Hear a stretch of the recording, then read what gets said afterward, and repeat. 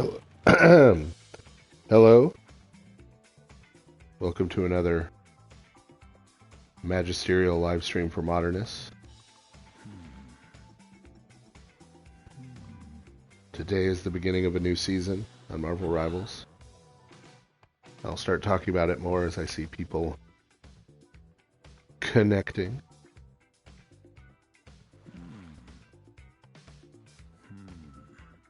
This Twitch stream is, of course, where all the cool kids hang out on a Friday night. Good times.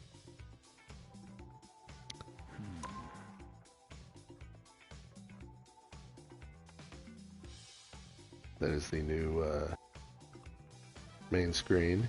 Everybody can hear the new adventure music in the background.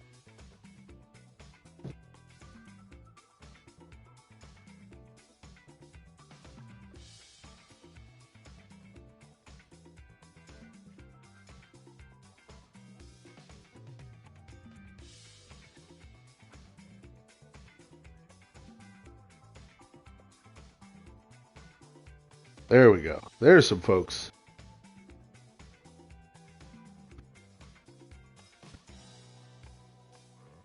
That's the magisterial live stream for modernists rises again.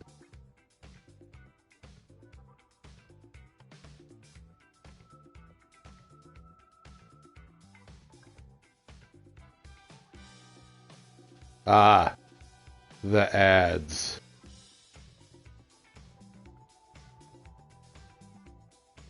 Well, if people got hit by ads, that means I could do my ad spiel right here at the beginning. If you got hit by ads, I don't ask folks for money. But if you have Amazon Prime, then one of the benefits of Amazon Prime is getting a free Twitch subscription every month. If you use that free Amazon Prime Twitch subscription on this Twitch channel, you will not see ads. So, you could do that without spending a penny.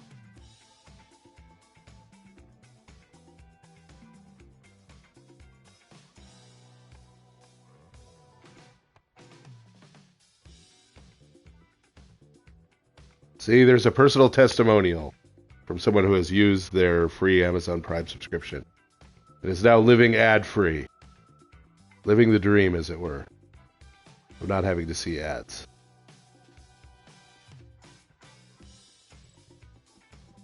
So, you can see the new login screen here. New season, Season 7 started today.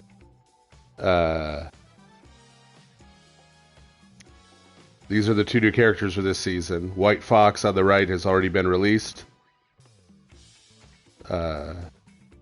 Black Cat here on the left is going to be released in 7.5. White Fox, it's a female Korean character with a foxtail who turns into a fox. That is aimed at a certain segment of the audience. Black Cat wears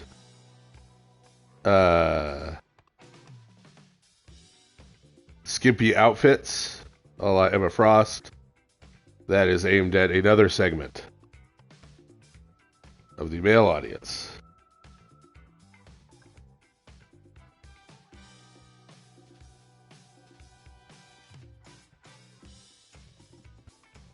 So, I'll get to these questions momentarily. I must briefly run through the new game stuff. Then we will get, for the season, then we'll get to the... So there's a new pass. The new skins are mostly not interesting to me. The new skins are... They have this college theme going. There's a spooky skin for Penny Parker. Even though we are not in the spooky times, or the spooky month. And then there's college skins. There's College Loki, College Luna Snow, College Thor. It's a Hawkeye recolor. That is Doctor Strange, Surgeon Supreme. You can tell he is a doctor because he has a stethoscope around his neck and a white coat.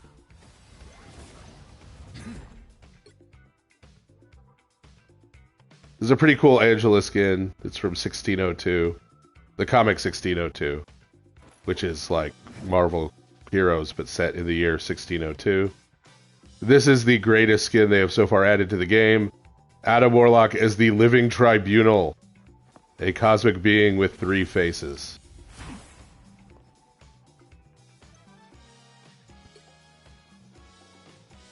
And College Rocket Raccoon. And College Hella. So yeah, lots of college skins.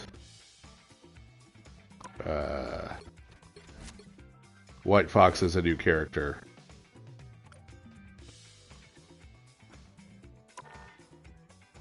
They had an interesting thing. They have the next big like esports tournament coming up. And they now have a thing where you can make brackets and make predictions as to who's going to win, and you win stuff in-game. Yes. Yes. It is true. This Adam Warlock skin pretty much is William Lane Craig's view of the Trinity.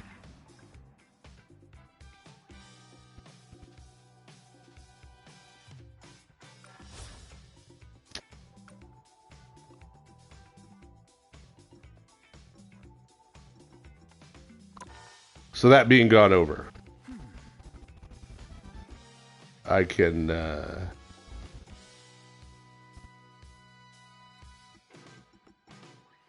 oh, also I hit gold in competitive last season, and so I got a couple of this is the competitive Deadpool skin. As you can see, it's just kind of gold trim on his regular skin. But the Elsa Bloodstone skin is actually kind of cool. What I got.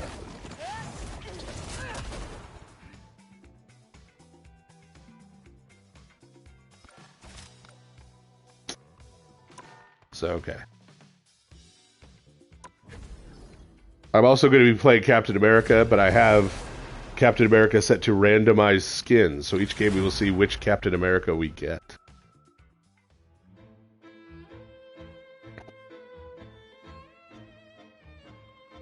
Freedom's an idea that will never die. So we have Venomized Captain America for the first game. So, Starts in 5, 4, 3, 2, 1. Only one team wins. in terms of nominalism and the Reformation, as someone else pointed out, yeah, that is a deep topic. But that being said, a very short version is nominalism in the late medieval period was opposed primarily to realism. Realism being the idea that things have natures and essences, right? So something fundamentally is what it is in a kind of objective way. Nominalism, if you go to pure nominalism, is the view that, for example, pure nominalism is that there are no universals, right? So take the category dog.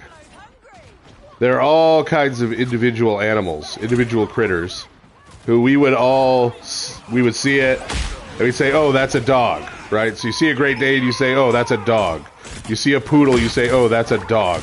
You see a chihuahua, you say, oh, that's a dog, okay? Because we have this idea of this universal, this nature, this category, dog, the canine nature. A nominalist would point out, like, well, look at that Chihuahua, and look at that Great Dane, and look at that poodle. They look nothing alike, right? In actuality, those three animals have very little in common. You have just created this name, this word, dog, You've created it in speech. And you've lumped all of these particulars into it. I never stay down. But that's kind of arbitrary, right? Someone else could come along and lump those particulars into a completely different category. Right? So, someone could create another category, mammals under 20 pounds. And then the Great Dane would not be in that category, but the Chihuahua would, right? And so they would say, see, so it's just you grouping them together is arbitrary, and it's basically a name only. That's where nominalism comes from. De nomine, right? It's named or called that. And central to the Reformation from Luther on is the idea that human beings who are experience salvation do not become righteous. They are just declared by God to be righteous. Right? So righteousness is not a property that a creature doesn't have and then comes to have by being justified. Rather, the same person who's just as sinful as he ever was is declared to be righteous by God, like a judge issuing a verdict of guilty or innocent. Right? So a judge declared O.J. Simpson to be not guilty, but we all know he did it, right? We all know he killed somebody. Right? We all know O.J. Simpson, not a righteous man, right? But he was declared so by a judge. That's how Protestantism has always said that salvation works in justification. And justification is usually what's referred to as salvation. Now, Protestants will say, well, no, justification isn't all of salvation. There's also sanctification and glorification. But when they say, I'm saved, right? When they say, I'm saved, they mean justified. They mean they've been justified. Because sanctification and glorification, they would hold, could still be in the future tense. Judge, Okay. jury, And so executioner! the concepts of nominalism, that something can be something purely by virtue of being called that, or categorized as that, or declared to be that, is sort of a necessary ideological substructure in order to get like imputed righteousness and these other principles of the Protestant Reformation. Tremble before fast! There were some other good questions too, but I'm going to need them reposted.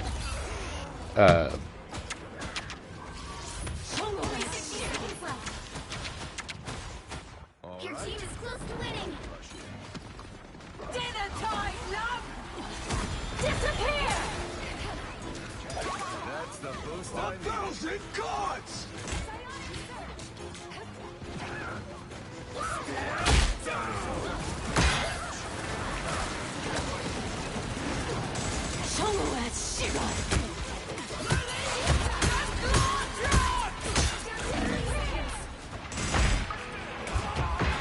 So, there's a question of why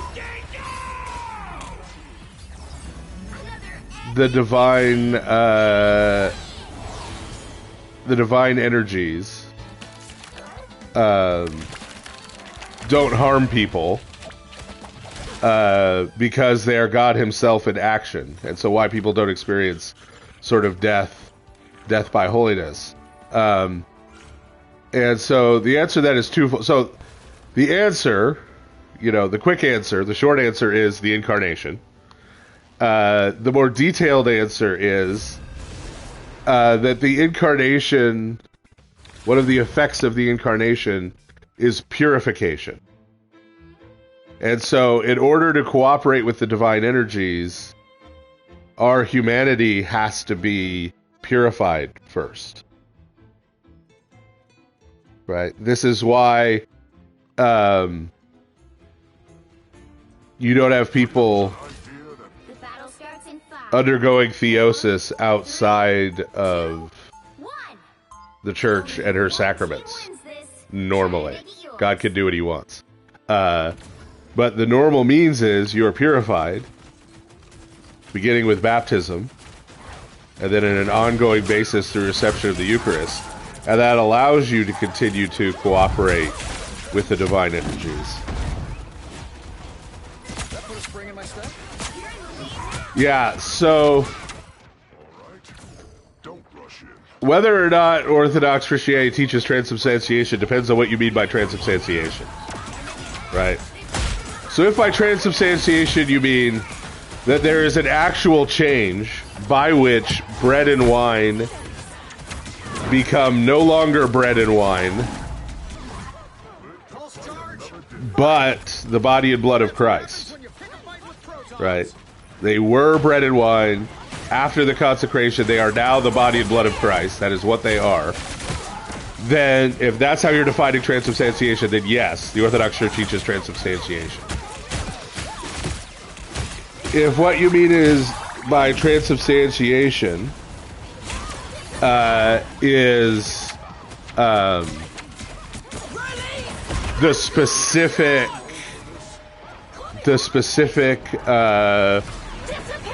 Thomistic understanding, for example, that it maintains the accidents of bread and wine, but the substance is now the body and blood of Christ. If you mean by that someone who had the eyes of faith would see actual human flesh and actual human blood, which is something sometimes claimed within Roman Catholic circles. If you mean any of that, then no, we don't believe in transubstantiation. And I agree that it's kind of unhelpful the way that people talk about it. That's why I don't use the term transubstantiation for our view, not because under some definitions it's not appropriate, but because it can confuse people. When I was coming into the church decades ago, people used to say, oh, we believe in transubstantiation, but not the way Roman Catholics do. And I was like, well, that's super unhelpful. Right? Like, what does that mean? Right? Like, the people who use the term most, we mean the same thing, but we also use the term. So the Greek word that's used is actually metamorphoses. Right? And so, which it literally means a change of form, morphe. But that's form in the sense of nature, really. In the same way that tonight at the Akathis we talked about Christ in the Incarnation taking on another form. We meant another nature, a human nature. The nature of bread and wine is transformed into the nature of the body and blood of Christ. This is Capwolf, by the way. Someone asked, essentially, if Christ died voluntarily, it is voluntary self-offering, isn't that kind of suicide? And no, because properly speaking, Christ did not take his own life. Properly speaking, Christ allowed himself to be killed, which is not the same thing, right? Many of the martyrs allowed themselves to be killed. They didn't resist, right? Not resisting someone who is going to kill you for your faith, not violently resisting, right, accepting your death at their hands, is not the same thing as taking one's own life.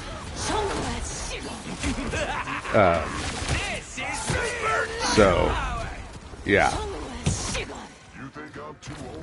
Although I guess I said the Sui word out here, I wonder what'll happen if this whole stream will get demonetized or something.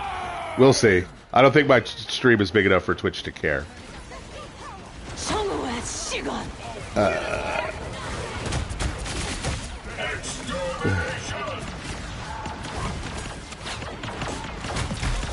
We'll see. I mean, the VOD will go up on YouTube, and I don't have my YouTube channel monetized, so.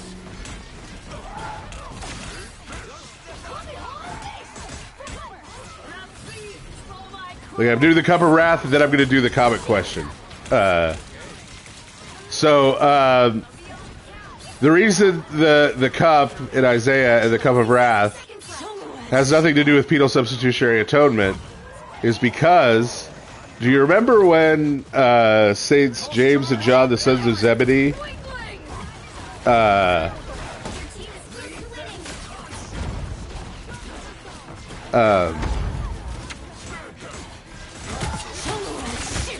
mother of Saints James and John, the sons of Zebedee, come and they want to be seated at the left and right hands of Christ in his kingdom. And Christ's answer is, can they drink the cup that I drink and be baptized with the baptism with which I am baptized? And then his further answer is, he says, indeed, they will drink the cup that I drink and be baptized with the baptism that I am baptized with. But who sits over the left and right hand in the kingdom is left to God alone. Meaning that whatever we're going to say that cup of wrath is, that cup is, for the Garden of Gethsemane, that cup from Isaiah, that cup that gets talked about in that verse, it is something that not only Christ, but the apostles, at least the apostles James and John, also received. So unless you believe that St. James in his martyrdom and St. John in his long life and various sufferings and then ultimately his death took the punishments for human sin upon themselves, then that can't have anything to do with PSA. That is merely a reference to the suffering and evil in the world in general.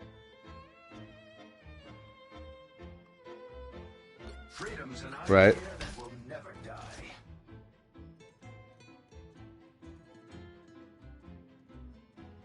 The battle starts in 5. So, yeah, so that cup has to be something more general. Team wins this. Try to make it Marvel and DC comic runs for people who have never read comics or who are interested in starting to read comics.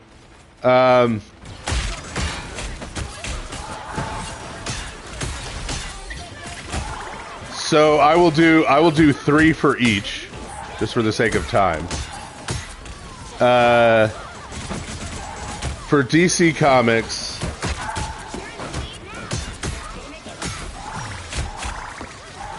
I would pick up 3 things. Would be All-Star Superman, which is a 12-issue run that you can get all in one book. All-Star Superman by Grant Morrison and Frank Quitely. I would say Batman The Long Halloween by Jeff Loeb and Tim Sale.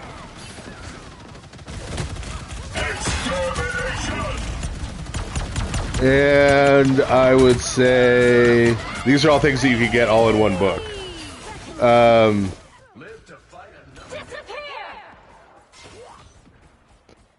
And so they're good entry-level one. And this one is going to be in a different category, but volume 1 of the Sandman Mystery Theater compendium. That'll give you that's a very different kind of comic. More adult-oriented, not in the gross way. In terms of Marvel, for somebody who's not read comics, I would say either the omnibus, if you could find it all in one book, or the first trade paperback of Fantastic Four by Mark Waid and Mike Wieringo.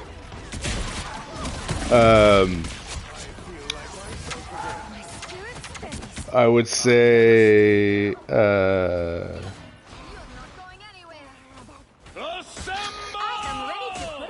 Tremble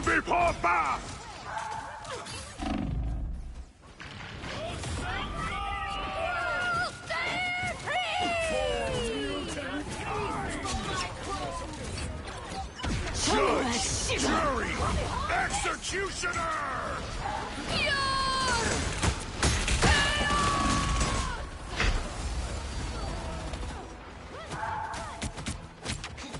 Extermination!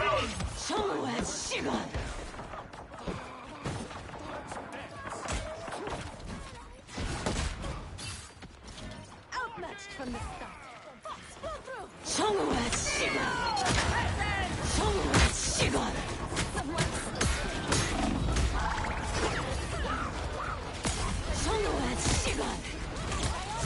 Disappear! Extermination!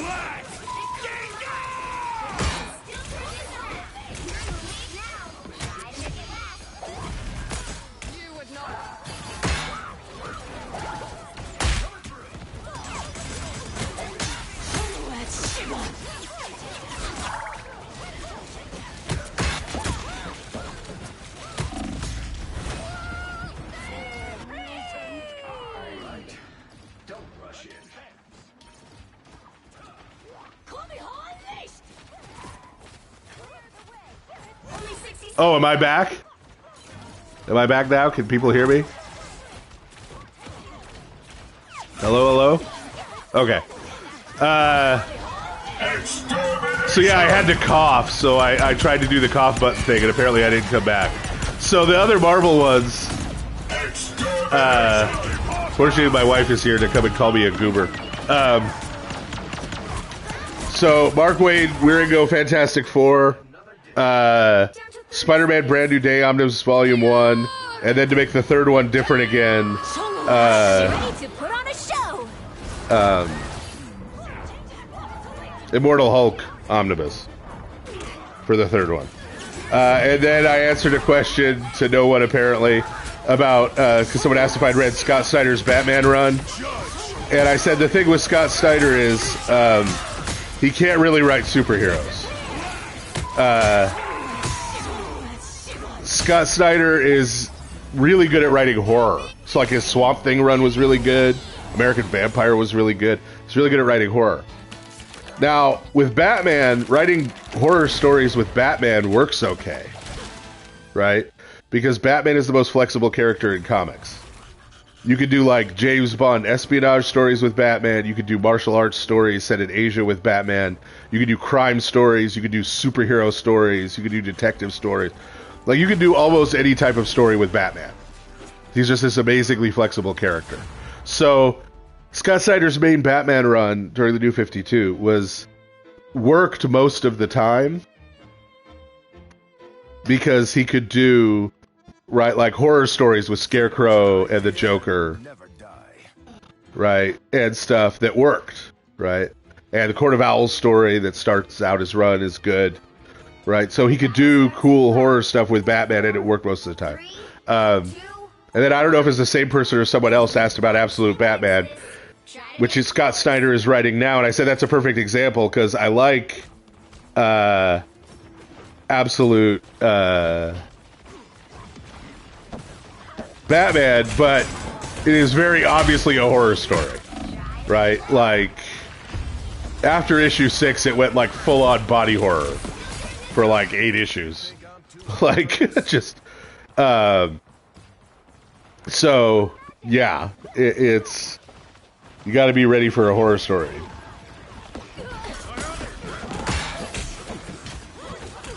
I think it's a British phenomenon. Alan Moore and Grant Morrison are both wizards, supposedly, and hate each other, which is funny. But and I've met Grant Morrison. He's not actually as weird in person as he comes off. I'm sure inside his head is a weird place to be, though. But,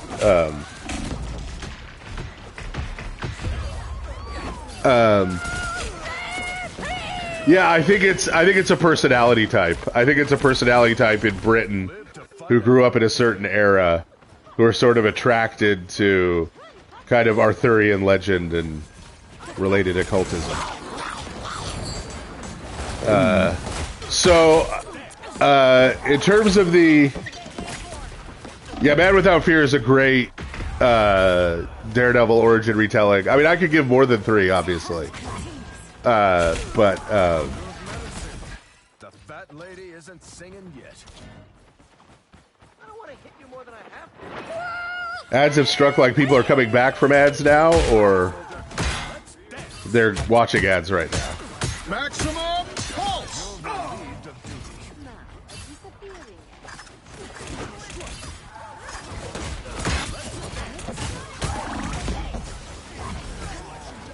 Still got an edge. The fat lady isn't singing yet.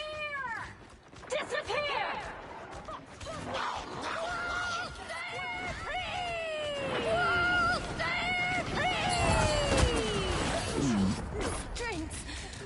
Don't mess with the Right, so the question about the Eucharist being consubstantial with Christ. So the context in which I probably said that was talking about iconoclasm. Because second wave iconoclasm and the Frankish position on the Seventh Ecumenical Council said that the Eucharist is the only true icon of Christ because it is consubstantial with him.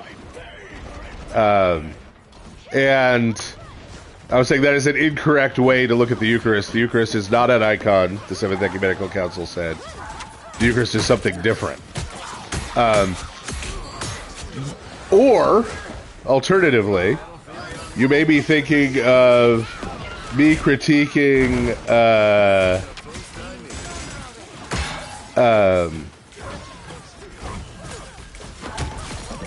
the Lutheran view of the Eucharist. So the Lutheran view of the Eucharist is that Christ's body and blood are united to the bread and wine in the way that his humanity and divinity are united. And so they would say that the Eucharist is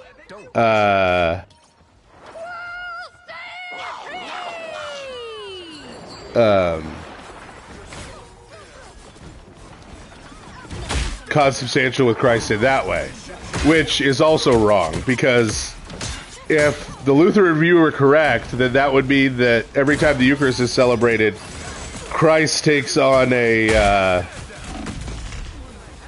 third nature, that of bread, which is philosophically ridiculous.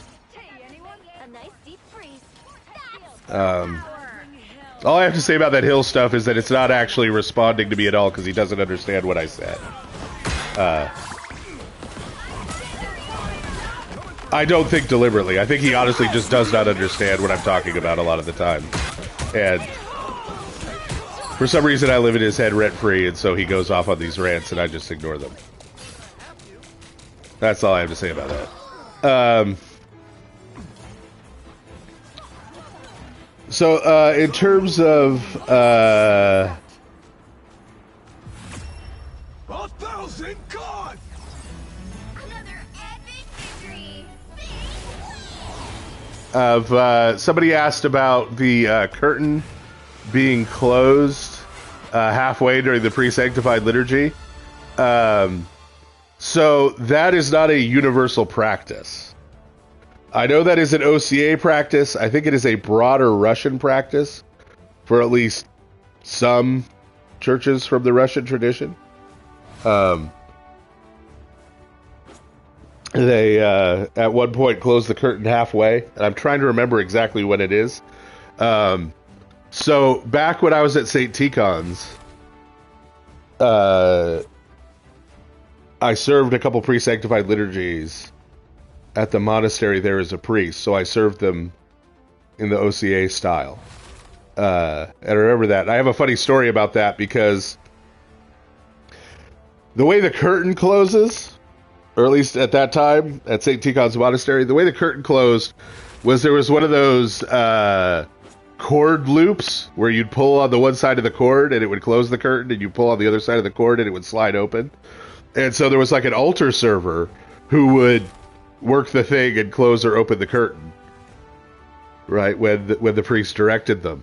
And so we got to the point in the pre-sanctified liturgy where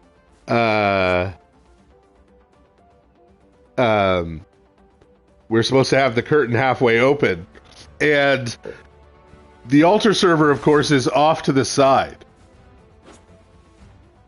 right? Is off to the side, and so can't see, right? I'm standing in front of the altar facing toward the doors. I can see when the curtain gets to halfway, but the altar server who's actually working the curtain cannot. So he's working the curtain to half close it. When he gets to the point where it's half closed, I give him the thumbs up. What I didn't realize was my thumb, when I stuck my thumb out, I stuck it out in front of the open half. So all of a sudden, all the monastics and everybody at St. Tikhon's Monastery Church for the pre-sanctified liturgy just saw this thumb float into, like, thumbs up float into view behind the holy doors, behind the half closed curtain. I tried to bail myself out by saying that was a California blessing. So yeah, I think that's so. I think that's right. I think it happens at the point in the liturgy where the curtain would normally be completely closed. It's only half closed. Now, all that was to say, I do not know the origin of that Russian practice. And that is not an Antiochian practice, so I have never done that since. But I had that semi-entertaining story. I didn't see a lot of lulls in the chat, but I have that semi-entertaining story, and I wanted to tell it, given the opportunity of the question.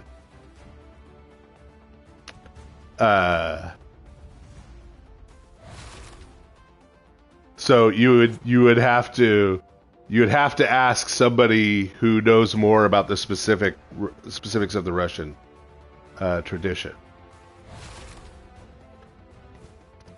Philippians 4, the saints in Caesar's household. It's talking about the fact that St. Paul had set as his goal, according to St. Paul, in Acts and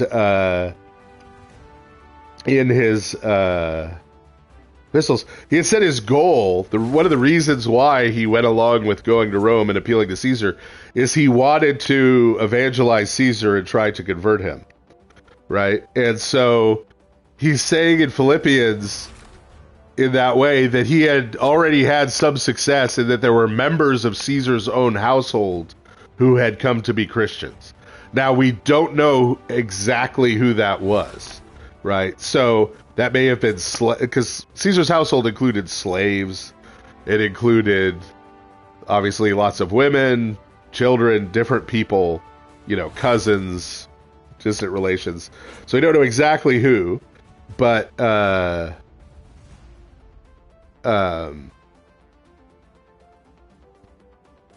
it depends.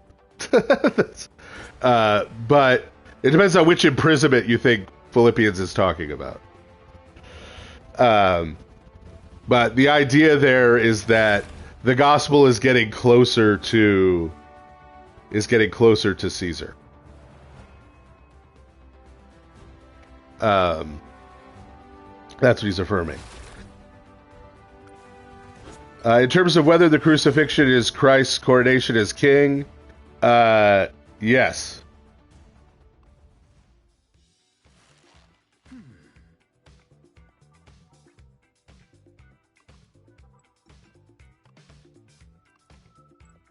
And yes, God could do the logically impossible. Because God can change logic.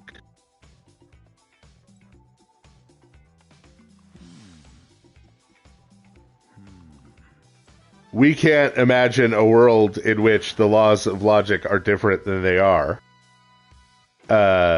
Because we live as creatures in a world that is governed by those laws of logic. Right? But that doesn't mean that God can't conceive of such a world.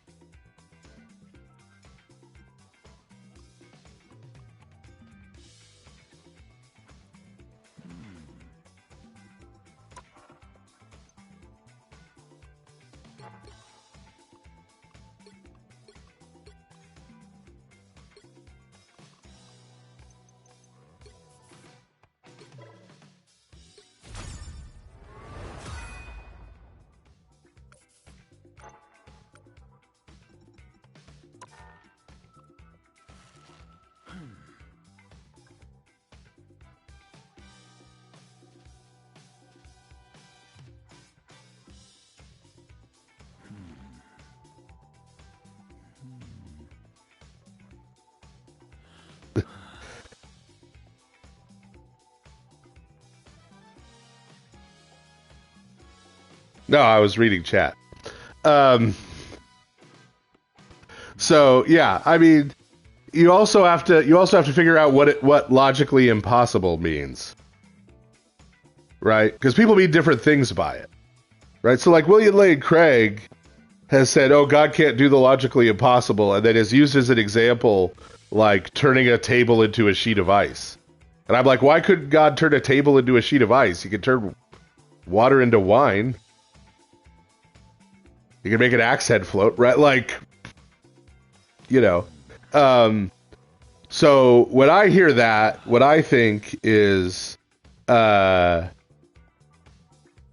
I don't know. What I hear, can God do the logical impossible is, can God make 2 + 2 = 5? Right? And I'm like, well, in this world, 2 + 2 cannot equal 5, and we cannot conceive of how 2 + 2 could equal 5, because we live in a world where 2 + 2 = 4. Right? And we're a creature within that. But could God conceive of a universe in which 2 + 2 = 5? I'm saying yes, he could conceive of such a universe, even though I cannot.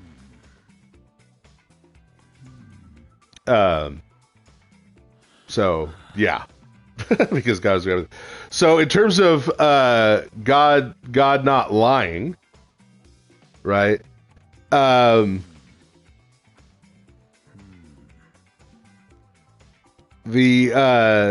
you gotta take context into account. What happens, right? Where the context in the scripture where God says that is that he is not a man that he should lie.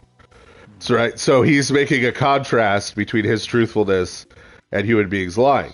That said, I'm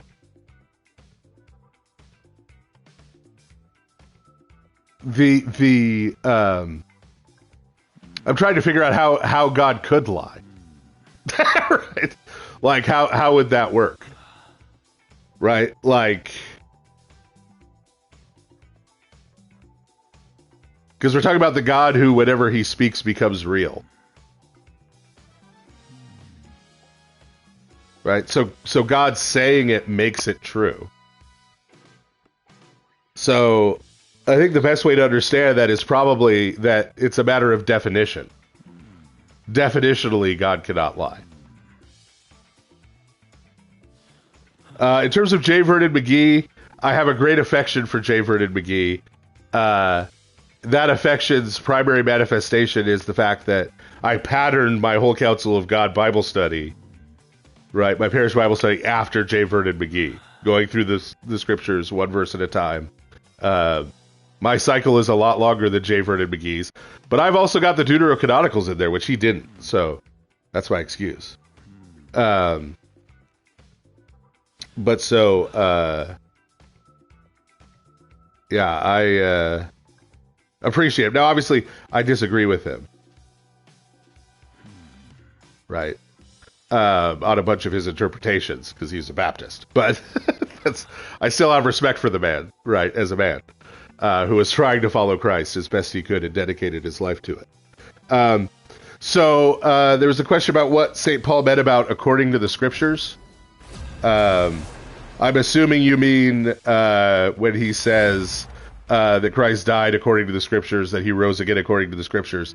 Yeah, he doesn't just mean the Bible said so, because the Bible as we know it today didn't exist at the time, right? Like, he can't have been saying Jesus died and rose again according to the Scriptures, meaning the Gospels, because the Gospels hadn't been written yet when St. Paul said that, right? So what he meant by according to the Scriptures was a reference back to the Hebrew Scriptures that would become the Christian Old Testament, right? I.e. that Christ's death and resurrection were prophesied beforehand, were in keeping with the revelation of God in the Torah and following to the Jewish people.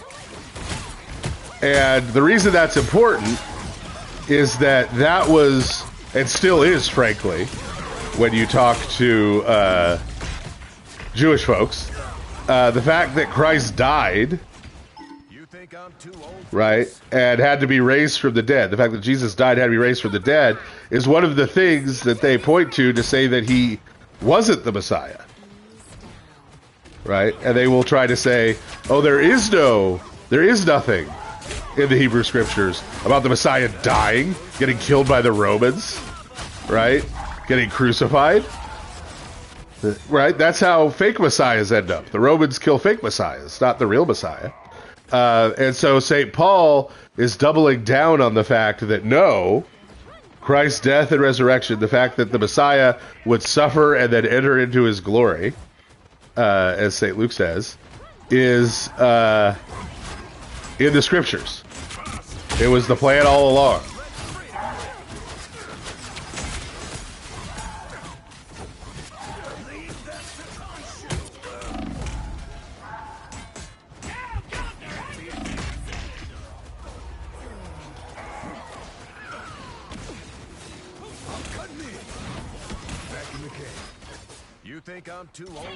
So the general principle in the Torah is that any commandment can be violated in order to save another person, to save a person's life.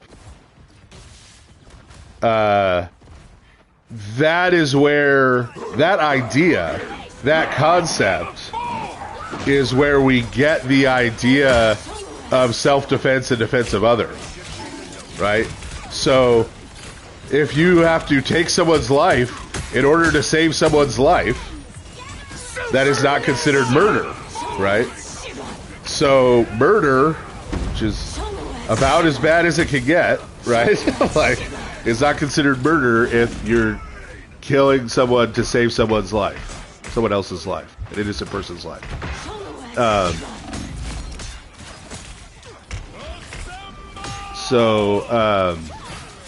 Yeah, I don't know of any distinction. Well, there's a difference between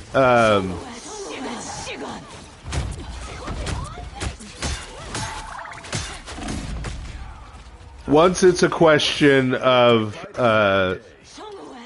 denying God,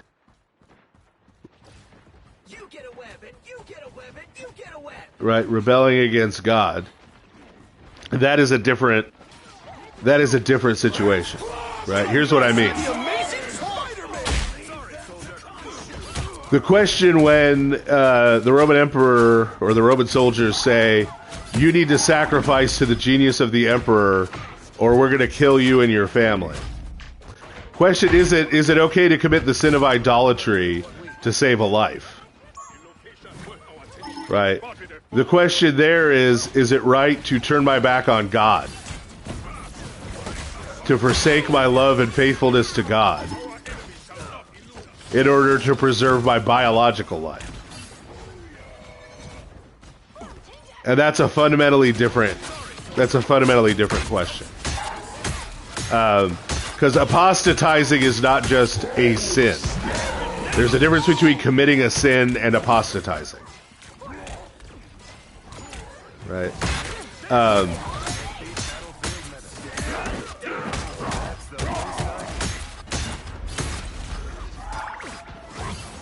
Because apostatizing is the one sin that can't be forgiven. Because if you repent, you're no longer apostatizing.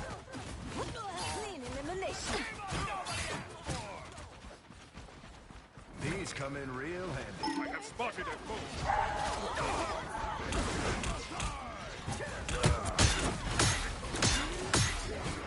So the Stanoid question got cut off right after the word beginning.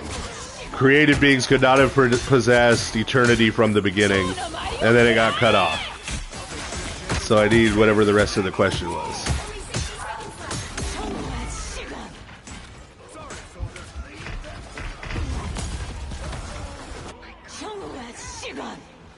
The fat lady isn't singing yet. So it got cut off again, but I think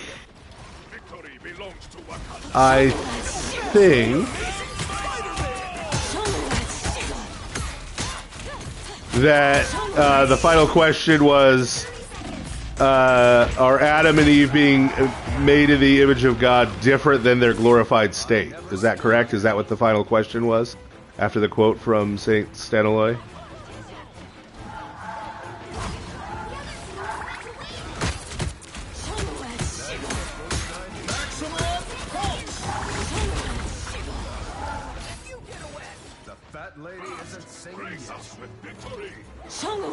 Yes, yeah, okay. So, yes. That's exactly what he's getting at. So, no created being, including humans, possessed eternity as part of their nature. Right? So our human nature is not eternal. We do not possess that attribute. God, the divine nature, possesses the attribute of eternity. Okay? So God possesses the attribute of eternity. Through Christ's incarnation, Christ's humanity becomes eternal through being united to the divine nature. And our humanity, which we share with Christ, becomes eternal through theosis. So our life, our humanity, becomes eternal life, right? Becomes eternal in Christ through theosis, right? But eternity is not proper to the human nature. And so the state of humanity, so Adam and Eve were created not perfect, not mature, not complete, but innocent. And this is an important distinction. They were like infants or like children. God set a task before them, and if they had faithfully followed that task, followed through on that task, without committing the sin they committed, right? Eventually, they would have experienced Christ's incarnation. They would have experienced theosis, right? And they would have arrived where the saints arrive in glory. But they were not there yet. They were at the beginning. And so when sin comes into the world, sin and death become this other impediment. So we're still traveling the same road that was set before Adam and Eve of theosis, right? That theosis is grounded in the incarnation of Christ, right? But that impediment, that roadblock in the middle of the road that between us and becoming like God has to also be now dealt with and removed, which Christ also does through his death and resurrection. Try to make it last. Right, and so that's what this Alloy is pointing out. And again, if you read what he said, he's saying, as I've said before, the exact same thing I've said about the relationship between Christ's divine and human natures. So if you have any questions about that based on various people who don't understand the issue saying things online, read St. Staniloy. Don't take my word for it.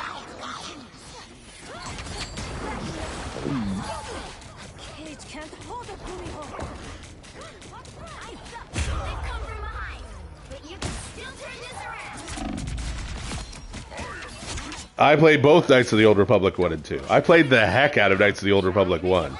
I played through it 8 or 10 times, starting when it first came out on the original Xbox. So yeah, I'm excited about the remake coming.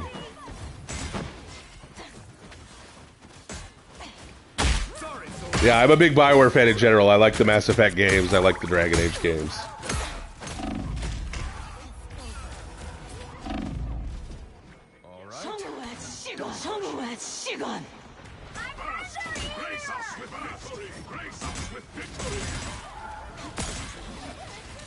My main in WoW was an undead warrior. That was the off tank for our guild.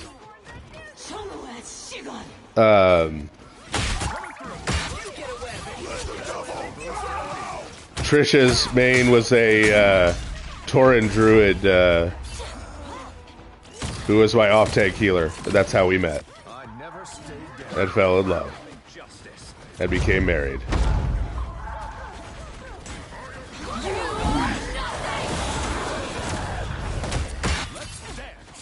And as of May, so not that long now, in a couple of months, we will have been married 18 years.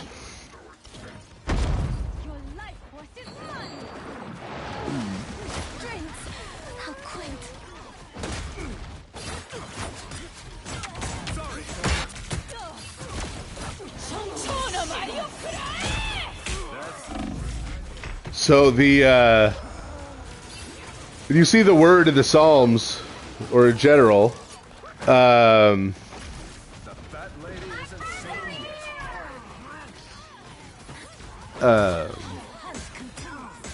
Just here to do my duty.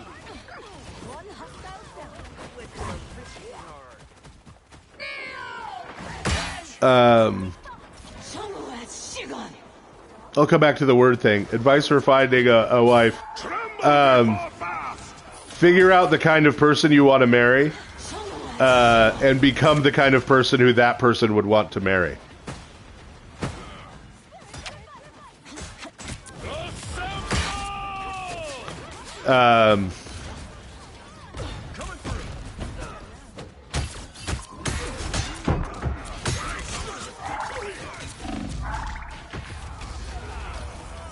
So the word, back to the word question. So the word is generally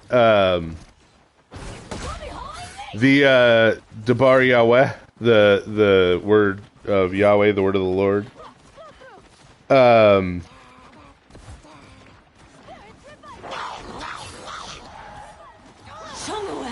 so that is referring, first of all, to the person of Christ, right?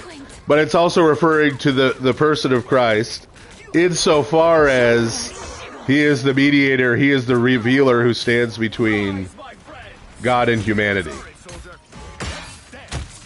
So you could translate that as God's self-revelation is a lamp to my feet and light to my path. God's revelation of himself. All right. Don't rush in. If you're considering monasticism, my best advice is find times when you can spend time in a monastery. When you can go visit for a week, or even if it's just over a weekend or a few days, depending on your situation. Let the monastics know that you're considering monasticism, so that they'll put you to work, assign you tasks and things, right? And get an honest idea. Sometimes people decide to pursue monasticism because they're trying to get away from something. Either they're having trouble finding a spouse and maybe even becoming despondent because of that, or bills and jobs and stress, and right, they think, right, if I could just go monasticism, I wouldn't have to deal with this whole nexus of things in the world.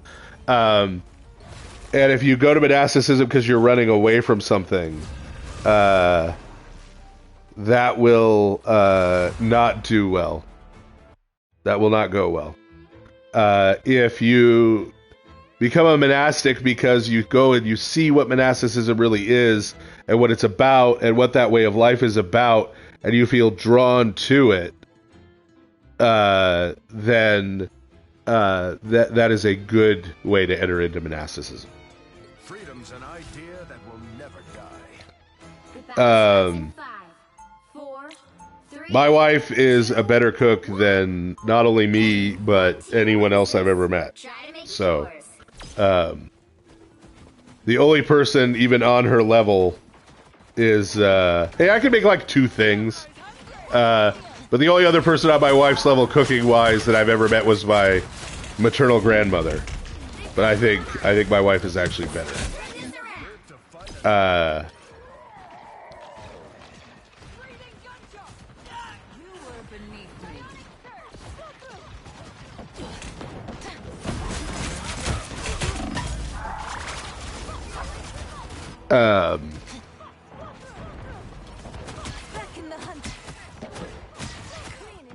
Yeah. Someone asked way back in the long ago time, so hopefully they're still around to hear this answer.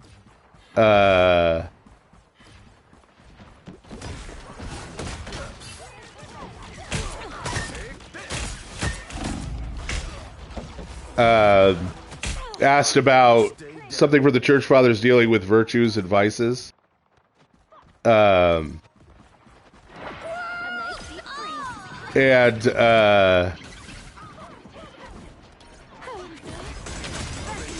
The place to go on that, as I always say on this stream, everybody needs to read more St. John Cashin. St. John Cashin's Institutes.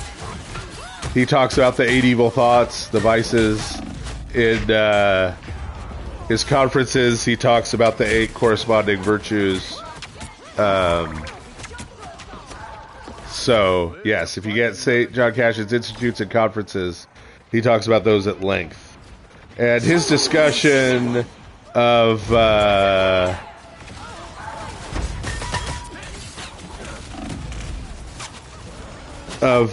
8 evil thoughts is a point of origin for what became the 7 deadly sins in the Latin spiritual tradition. So.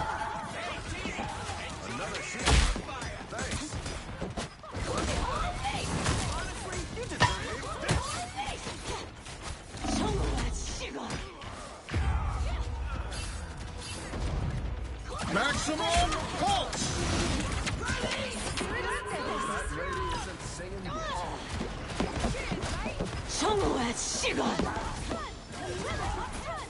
So if you want to get the whole text of the part on virtues and vices with St. John's Institutes and Conferences, Schaff was a little too Victorian. So if you have like the NPNF series that a lot of people have, that's got there's a volume with St. John Cashin's writings in it. But when you get to the section on lust in the 8 evil thoughts, Schaff says, "Oh, we thought it best to omit this discussion from the present volume because it talked about naughty sex stuff." And then the corresponding discussion, the conferences on chastity. When you get there, he says, "We thought it also best to omit this discussion." So he didn't even want to talk about chastity because it involved naughty sex stuff. If you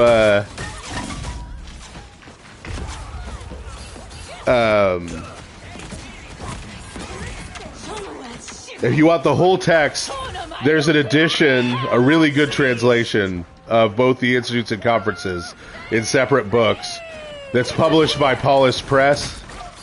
I am not commending the Paulists to you in general as a Roman Catholic order or anything else. And obviously, theologically, no. But it is a good translation of the book. They can translate Latin. So.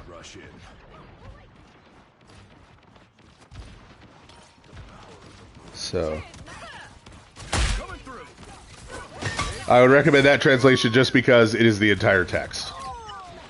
The hunt continues.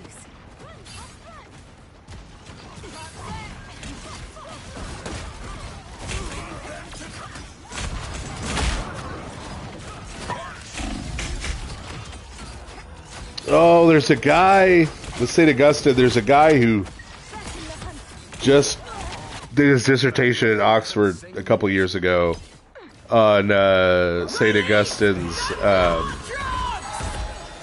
predestinarian views. That's a good place to start because it'll give you a great bibliography if you start there, right? Because he's interacting with like all of the current stuff on St. Augustine in scholarship. And also, his own scholarship in the dissertation is the current sort of state-of-the-art in St. Augustine's scholarship on that particular issue. Well, you can't expect to win them all.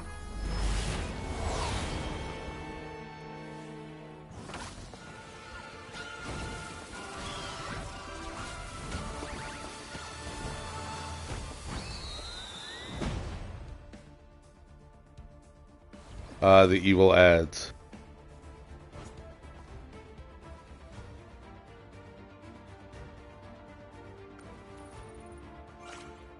So I will do the ad spiel one more time, given their continued oppression of my people. I don't ask you for your money, but if you have Amazon Prime, you get a free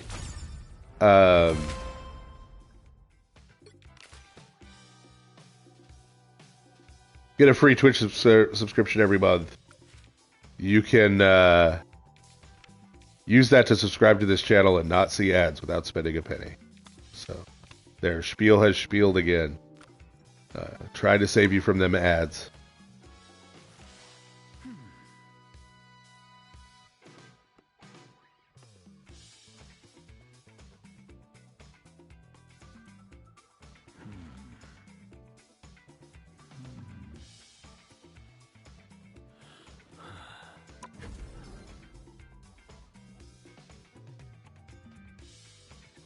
So this, I think, will be the final game for tonight. You know what that means?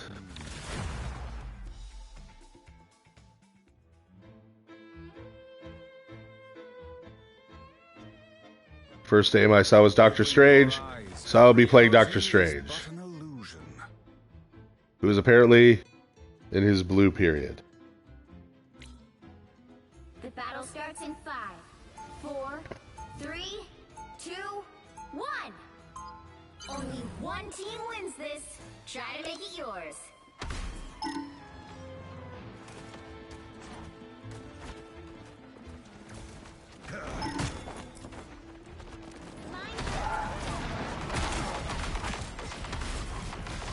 So, that question about the herring of Hades keeps getting cut off halfway through.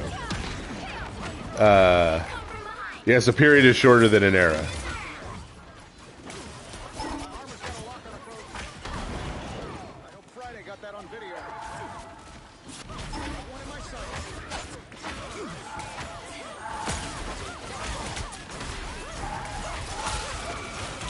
I pretty much always play warrior / tanking classes, so it's a safe bet at any given time that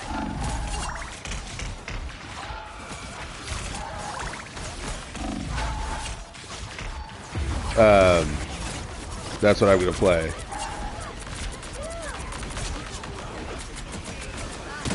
That's better.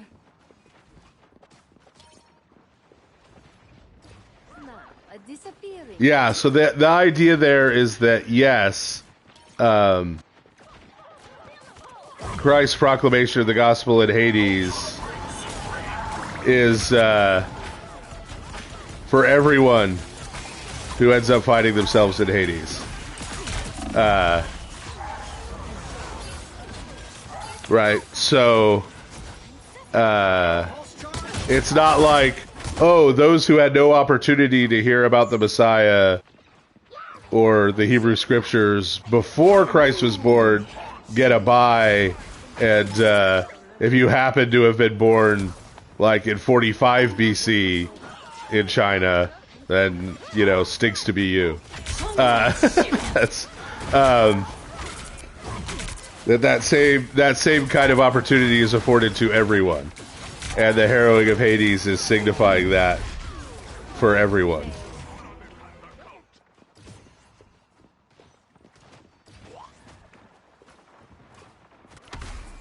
Hell unleashed!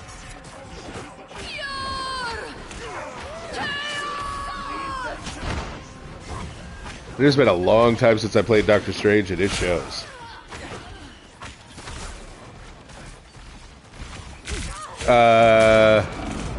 My favorite emoji has to be the one I use all the time, which is just a thumbs up.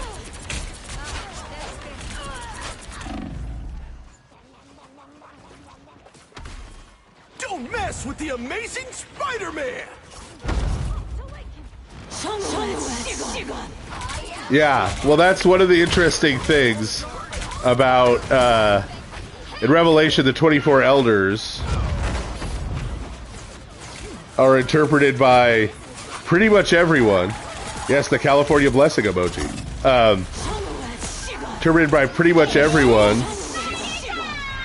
historically, as being the 12 patriarchs from Genesis, right, the sons of Jacob, and the 12 apostles. And so that means that one of the 12 apostles is St. John, the evangelist. And so St. John saw himself in glory when he saw the elders.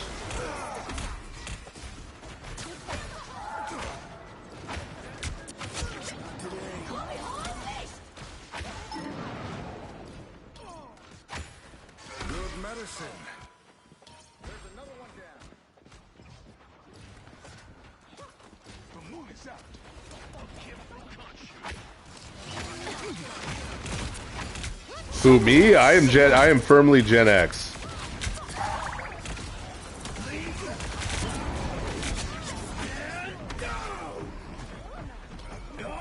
Yes, I'm engaging in occultism during Lent. Don't tell them on Twitter. I'm engaging in witchcraft outside of my own diocese right now as we speak.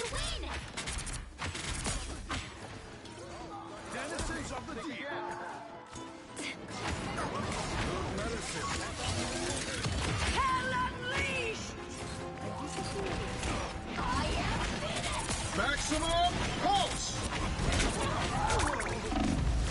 The moon haunts you! The Sorcerer Supreme lives. Well, you can't expect to win them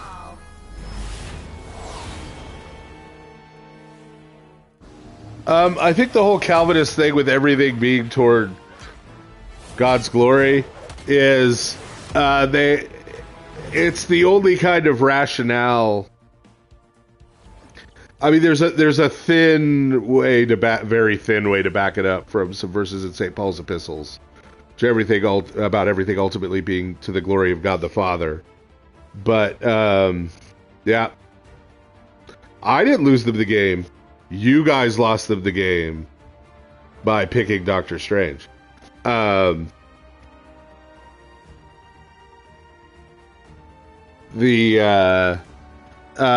so there's that thin biblical thing, but I think mainly it's a category they can use that allows them to still have God being responsible for a lot of evil and horror. Right?